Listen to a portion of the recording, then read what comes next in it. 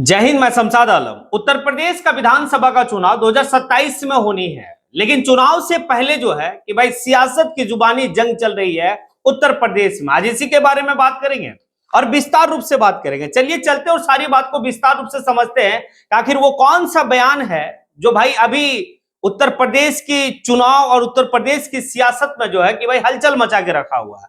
तो दरअसल बात यह है कि ऑल इंडिया मजलिस इत्तेहादुल मुस्लिमीन का एक प्रोग्राम चल रहा था। उस प्रोग्राम में जो है कि रियासती सदर जनाब शौकत अली साहब जो है कि वहां पर मतलब पब्लिक को एड्रेस करते हुए उन्होंने एक जो है कि लोगों से ये बात को कहा कि भाई जब विधानसभा का चुनाव होगा उस वक्त में जो है कि आप हमें 111 मत दीजिए, सिर्फ 11 दीजिए। उनका कहने का मतलब यह था कि जब चुनाव लड़ेंगे तो हमें 111 विधायक की जरूरत नहीं है, सिर्फ आप 11 विधायक जिता दीजिए ऑल इंडिया मजलिस इत्तेहादुल मुस्लिमीन का, तो फिर अपनी ताकत को हम बता देंगे कि अगर किसी भी मुस्लिम का इनकाउंटर होता है, झूठा मूठा इनकाउंटर अगर होता है, इल्जाम लगाकर झूठा इल्जाम लगाकर इनकाउंटर होता है, तो फिर इनकाउंटर करने वाला का भी इनकाउंटर होगा। अब ये जो बयान दिया गया, इस बयान को लेकर जो है कि भाई विवाद काफी ज्यादा जो है चल रहा है और सियासत में चल रहा है, क्योंकि सियासत में भी जुबानी जंग तो चलेगी क्योंकि वक्त है भाई। और उत्तर प्रदेश की बात है, उत्तर प्रदेश जो है कि पूरे हिंदुस्तान का सबसे बड़ा सूबा,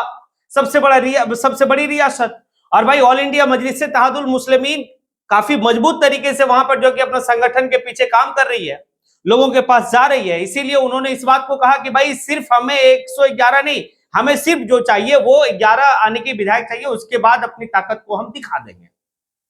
अब देखिए एक बात तो है, यहां मुसलमानों की बात है, तो भाई एक बात समझिए कि जिस तरीके से झूठे झूठे इल्जाम लगाकर आज मुसलमानों का घर जो है कि भाई तोड़ दिया जा रहा, बाद में पता यह चलता है कि भाई वो तो निर्दोष था, कई सालों तक जेल काट के आता है, पता चलता है कि उसका घर द्वार सब जो है बुलडोजर से ढा दिया गया, लेकिन बाद में पता चलता है कि भाई निर्दोष था।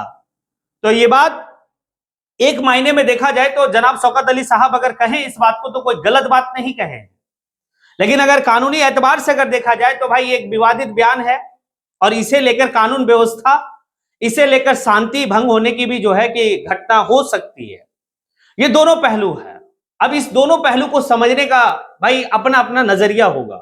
आखिर नजरिया क्या कहता है, क्यों उत्तर प्रदेश की जो योगी सरकार है, योगी सरकार किस तरीके से जो है मुसलमानों के ऊपर जुल्म कर रहा है, किस तरीके से जो है कि मुसलमानों के ऊपर छोटी छोटी मतलब बात को लेकर जो है कि भाई उनका घर को ढह दिया जाता, और वहीं पर अगर दूसरे कम्युनिटी के लोग जो है बड़े से बड़े भी जो है कि पथराव किसी के ऊपर कर दे। अभी हाल ही के दिनों में जो है कि वो फरसा वाला बाबा का भाई हत्या होता है, रोड एक्सीडेंट में उसकी मतलब मौत हो जाती है, उसके बाद का तांडव आप देखे होंगे कैसे हुआ, कैसे जो है पुलिस के ऊपर मतलब पथराव, पुलिस के ऊपर कैसे जो है कि भाई सारा चीज हुआ।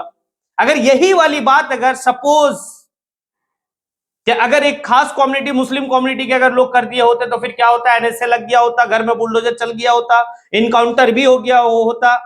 तो इसी बात को लेकर जो है कि जनाब शौकत अली साहब अगर इस बात को कहे हैं, एक नजरिया से सही है, लेकिन कानूनी नजरिया से बिल्कुल जो है कि भाई इसका मैं कंडम करता हूं।